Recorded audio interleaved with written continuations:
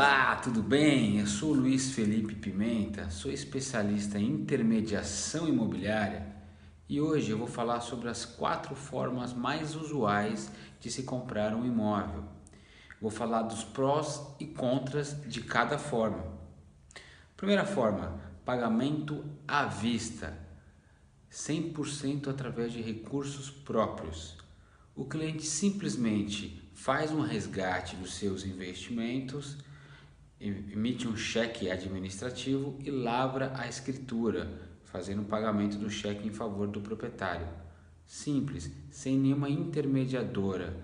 O processo geralmente demora de 1, 2, no mais tardar 3 semanas. O lado ruim de uma negociação à vista, os clientes que compram são muito mais requisitados, são muito mais assediados pelo mercado. Logo, eles barganham demais o preço. É muito comum uma negociação à vista, o proprietário ceder, dar um desconto considerável para o cliente. Clientes que compram à vista geralmente são mais cautelosos, são mais exigentes em relação à documentação do imóvel e dos proprietários. Algumas vezes eles contratam advogados que costumam pedir documentações acima do praxe e às vezes causam alguns estresses com os proprietários do imóvel. Segunda forma de comprar o imóvel, financiamento bancário. Geralmente o cliente paga uma parte com recursos próprios e uma parte através do financiamento. Com certeza é uma modalidade de curto prazo. Se não fosse o financiamento, possivelmente o cliente não iria conseguir comprar de uma outra forma. Negociações com financiamento, geralmente os clientes são menos exigentes com documentação, são mais focados em encontrar um banco que passe taxas de juros mais baratas, mais acessíveis. Por conta disso, a negociação tende a ser menos estressante. Clientes que compram com financiamento também tendem a barganhar menos no preço, ou seja, o proprietário geralmente consegue vender por um preço maior. O lado ruim de um financiamento bancário é que está dependendo de uma intermediadora na negociação entre o comprador e o proprietário do imóvel vendedor. A negociação vai ter que ser baseada totalmente nas regras da instituição financeira. Primeiramente, vai ser feita uma vistoria, o engenheiro vai ter que aprovar o imóvel, se o imóvel tem condições de moradia, se o imóvel está dentro do preço de mercado.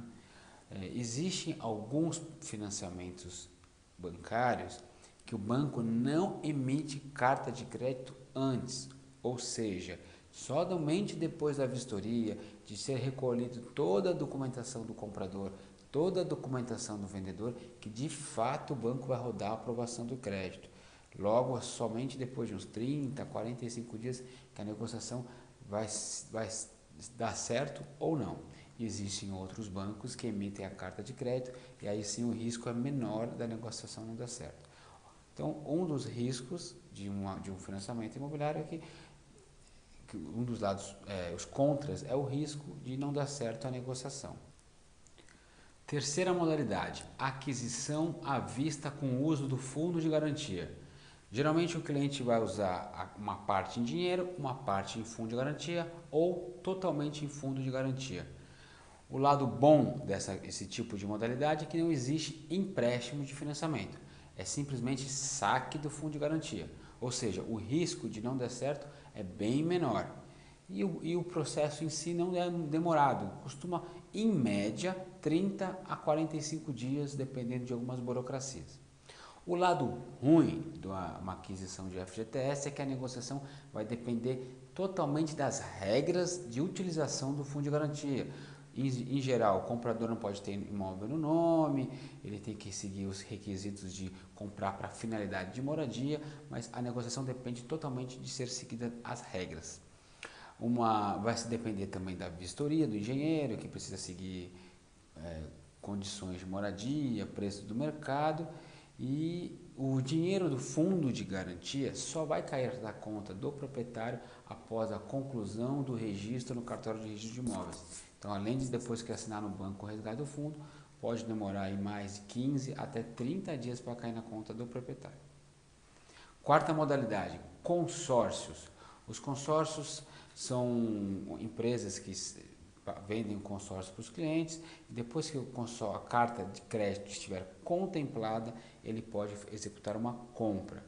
O lado bom de consórcio é que o risco também é muito baixo, afinal a carta já está contemplada e a empresa já está autorizando o comprador a procurar o imóvel para efetuar o pagamento. Algumas empresas são muito sérias no consórcio e se comprometem e conseguem concluir o negócio de uma forma bem rápida, de 30 a 45 dias, até 60, geralmente assim. Porém, o lado ruim de fazer consórcio é que não são todas as empresas que são sérias.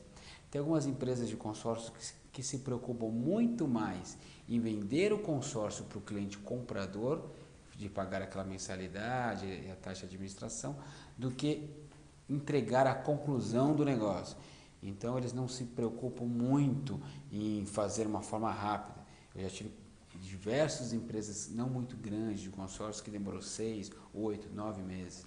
Então isso é o lado ruim. Tem algumas empresas que não são comprometidas em concluir o pagamento para o proprietário de uma forma rápida.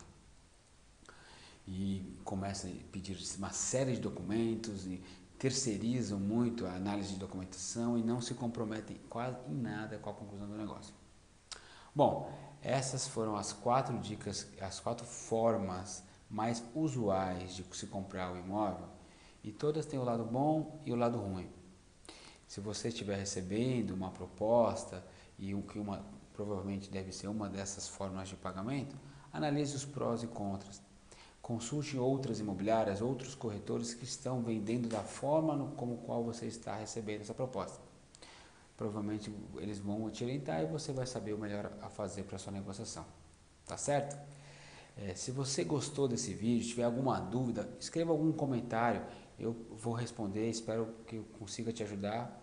E se você gostou desse vídeo, coloca um like, isso vai me ajudar bastante. Tá bom? Muito obrigado.